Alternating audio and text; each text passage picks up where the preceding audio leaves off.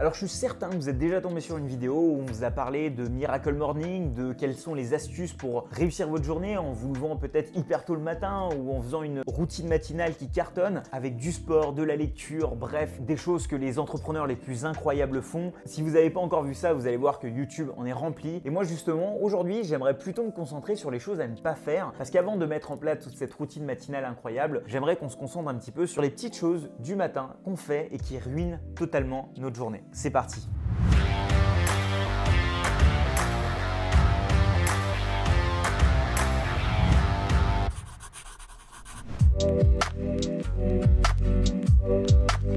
Alors c'est l'erreur de base, mais c'est celle qu'on fait tous le plus communément, c'est ça. Commencer à regarder les réseaux sociaux dès le début de sa journée.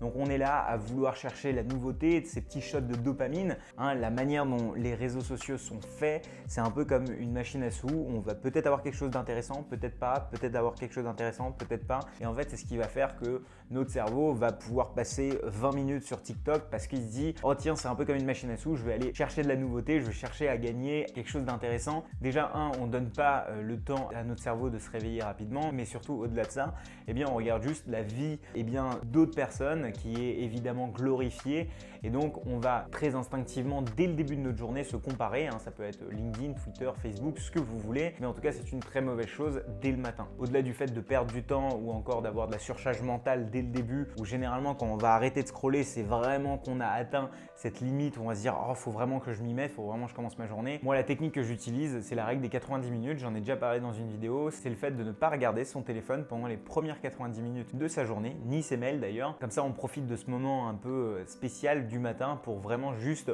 peut-être de créer, peut-être d'écrire quelque chose, mais en tout cas, ne pas laisser des informations extérieures rentrer, mais plutôt nous exprimer. Alors ça peut être écrire un journal ou encore prévoir sa journée, mais c'est hyper important de ne pas laisser les autres rentrer dans votre journée.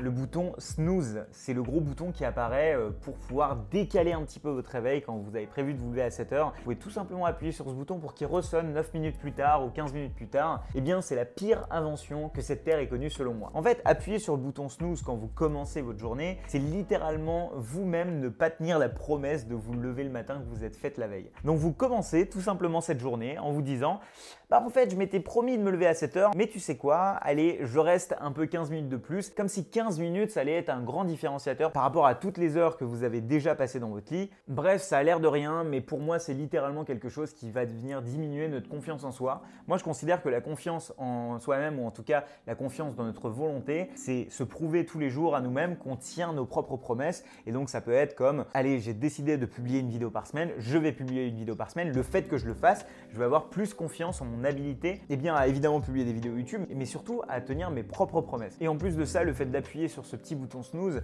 fait que on dérègle un petit peu nos différents cycles de sommeil. On va commencer un cycle de sommeil, puis boum, l'alarme va ressonner. Et au contraire, c'est quelque chose qui va venir plutôt diminuer la qualité de votre sommeil plutôt que de vous reposer. Alors c'est vrai que moi je suis un gros geek à ce niveau-là. J'utilise même un tracker pour suivre la qualité de mon sommeil, pour vraiment comprendre quand est-ce que je dors mal, quand est-ce que je dors bien, quels sont les moments où je suis plus fatigué ou moins fatigué dans ma journée. Vous n'êtes pas du tout obligé d'aller jusque-là. La première chose à faire, c'est tout simplement quand vous mettez votre réveil, c'est de s'y tenir. Petite astuce, c'est quand vous mettez par exemple votre réveil à 7h ou à 6h à 8h, essayez de mettre votre téléphone pas du tout à côté de vous, mais plutôt dans la cuisine ou encore dans votre salle de bain. Ça vous obligera à vous lever et une fois que vous serez levé, vous allez vous dire attendez, pourquoi je suis là en caleçon ou en slip juste devant mon téléphone en train d'éteindre mon réveil, et là vous vous souviendrez, je me suis fait une promesse. Oh, il fait moche, oh là là, j'ai ça à faire aujourd'hui, oh putain, j'ai pas assez dormi. Franchement, commencer sa journée par de la négativité, c'est vraiment pas le meilleur plan pour passer une bonne journée. Et donc, je sais qu'on est en France et qu'on a l'habitude de se plaindre, si on reste dans les clichés, mais en tout cas, se plaindre dès le matin, c'est se concentrer sur de la négativité, c'est ce qui fait qu'on commence mal notre journée et que généralement, la suite de la journée se passe mal également. Donc, dans l'idéal, faites-vous une chose, il y a un exercice assez simple, c'est d'écrire soit sur un journal, soit sur votre téléphone, soit sur Notion si vous voulez, 3 éléments pour lesquels vous êtes hyper reconnaissant, du genre, alors en anglais ça a tout un mouvement, la gratitude, le fait de juste écrire tous les jours 3 éléments pour lesquels vous êtes extrêmement reconnaissant. Ça peut être le fait que vous êtes en bonne santé, le fait que vous allez faire telle et telle activité, ou alors le fait que la veille vous avez passé une superbe soirée par exemple. Mais en tout cas, ça oblige et ça entraîne notre cerveau à se se concentrer sur le positif. On a notre cerveau qui est normalement câblé pour se concentrer sur le négatif. C'est quelque chose dû à l'évolution tout simplement de l'être humain. Mais cet exercice nous permet de nous concentrer sur le positif et donc éviter de se plaindre. Quand on se réveille le matin, c'est hyper important d'accomplir des choses, comme par exemple faire son lit. C'est un super bon moyen pour se dire c'est la première chose que j'ai accomplie et donc toutes les autres vont bien se passer. Ça, c'est une bonne idée. En revanche, commencer sa journée par ranger son bureau ou pire, reclasser ses mails ou les archiver ou les supprimer, c'est là où on va perdre beaucoup d'énergie. En fait, c'est quelque chose qui ne doit pas être fait le matin, mais plutôt la veille.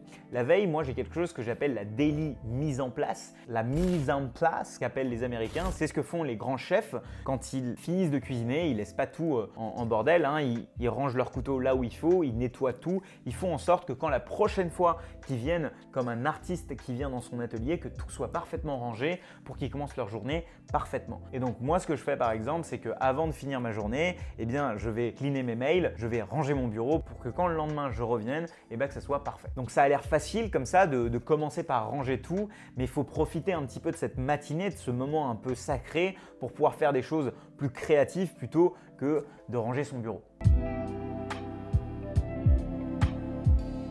C'est contre-intuitif, mais commencer sa journée par planifier sa journée n'est pas le meilleur plan du tout. Parce qu'en fait, on va généralement dépiler notre inbox. Donc, c'est-à-dire qu'on va commencer à regarder nos emails, on va généralement regarder nos réunions et puis on va se retrouver avec cette charge mentale de toute la journée sur la première heure et on va se construire une liste de to-do comme ça. Ce qui va faire que sur le moment, on va être sous l'eau même avant d'avoir commencé sa journée. On n'aura aucune visibilité pour savoir si c'est beaucoup, pas beaucoup. Surtout que généralement, on a toujours la mauvaise habitude de vouloir se surestimé, donc on va te prévoir beaucoup trop. Bref, ce que je vous conseille, c'est de faire cette mise en place la veille où vous préparez votre journée du lendemain la veille, tout simplement. Ce qui va faire que vous n'allez pas être le matin à éteindre des feux parce que ce qui se passe généralement, c'est vous vous réveillez, vous avez un meeting, un email, et là vous dites oh là là, ça devient tout d'un coup votre priorité.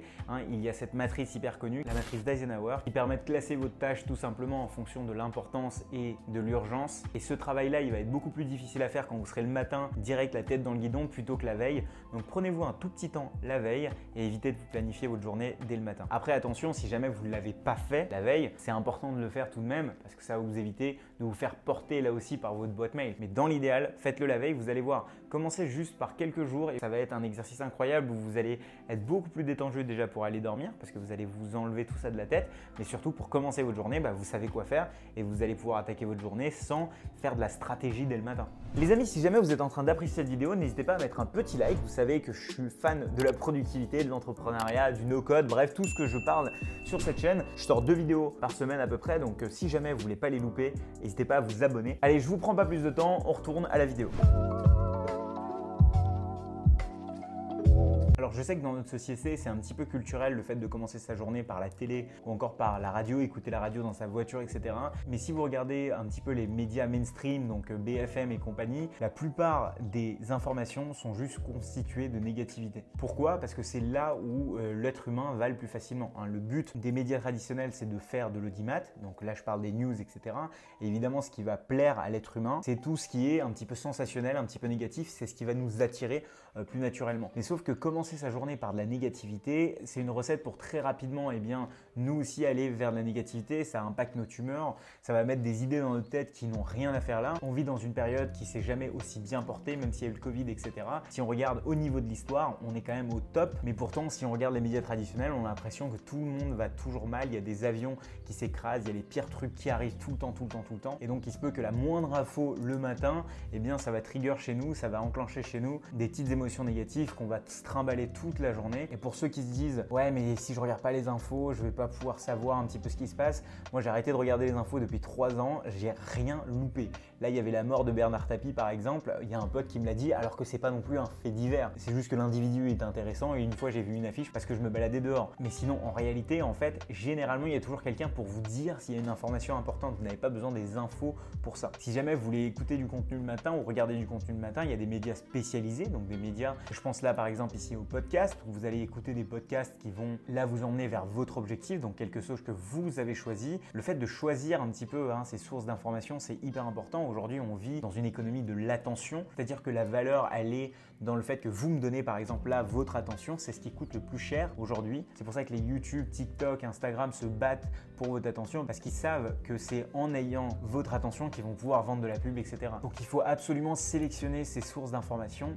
J'en ai d'ailleurs beaucoup parlé sur cette chaîne. Le fait d'utiliser des applications de podcast spécialisées, le fait d'utiliser des applications comme Feedly, etc. c'est hyper important. Alors l'être humain a un rythme circadien, c'est-à-dire qu'en fait on est censé théoriquement se réveiller à des heures qui sont régulières, c'est comme ça. C'est-à-dire que quand par exemple on est en France et qu'on est habitué à se lever à 8 heures, si on va aux États-Unis, on va avoir un décalage horaire et donc c'est parce que notre corps est habitué à se lever à chaque fois à la même heure. Et du coup ce qu'il faut absolument éviter, c'est de se lever à des heures inconsistantes. C'est-à-dire dans la mesure du possible, toujours garder la même heure de réveil. Je sais que la majorité d'entre nous font toujours une exception le week-end. Moi par exemple ce que j'essaie de faire, c'est toujours me lever la même heure le week-end. Déjà, ça vous permet de vous prendre pour un super-héros parce que vous êtes levé avant tout le monde, mais surtout, ça vous permet de vous concentrer sur vous aussi. Ça veut dire que généralement, vous levez, on va dire, à 8 heures toute la semaine pour votre travail. Là, si vous levez à 8 heures un samedi ou un dimanche, ça vous permet d'avoir du temps pour vous qui est littéralement la plus grosse start-up ou la plus grosse boîte que vous ayez jamais eu à gérer. Donc, le fait de se lever à des heures qui vont être consistantes, déjà, ça va nous faire du bien à notre corps, mais surtout, on va pouvoir mieux utiliser ce temps pour nous-mêmes. Il y a ce super bouquin qui s'appelle Why We Sleep, qui est un bouquin assez long, mais qui détaille très bien les différents cycles de sommeil, pourquoi on dort, qu'est-ce qui se passe quand on dort, et vous allez voir que c'est littéralement le moment pendant lequel en fait on est le plus actif, et donc il faut absolument chérir ce moment, il faut l'optimiser au maximum. Et pour aller plus loin, je vous invite vraiment à aller regarder un petit peu pourquoi il faut se lever à des heures régulières. Moi je sais qu'en tout cas ça m'a beaucoup aidé sur mon sommeil. Alors sachez que si jamais vous êtes en train de mettre en place un nouveau cycle de sommeil, c'est normal, ça prend du temps. Au début vous allez être un petit peu jet lagué, mais au bout de quelques jours, une semaine max, vous allez être totalement régulier, vous allez vous réveiller sans réveil. Alors voilà, selon moi, la raison pour laquelle beaucoup de gens un petit peu ruinent leur matinée, ce qui fait qu'ils passent des mauvaises journées ou en tout cas des journées dans lesquelles ils ne sont pas en contrôle. Et il est vrai qu'aujourd'hui, quand on est en télétravail, c'est quelque chose d'encore plus dur et donc il faut encore plus prendre le temps de travailler sur un peu nos habitudes matinales. Et justement, je vous ai préparé cette vidéo dans laquelle je vous parle des pires erreurs de productivité, cette fois-ci quand on est en télétravail. Vous savez, quand on travaille tout seul de chez nous, il se peut qu'on prenne là aussi de mauvaises habitudes, des choses qui font que là aussi, on va être beaucoup moins productif. C'est une toute petite vidéo de moins de 10 minutes qui a fait plus de 20 000 vues alors que c'était une vidéo que j'avais fait un petit peu comme ça parce que c'était un sujet qui me passionnait. Donc je pense que si vous avez aimé cette vidéo, vous allez adorer l'autre. Allez, c'est parti, on se retrouve de l'autre côté.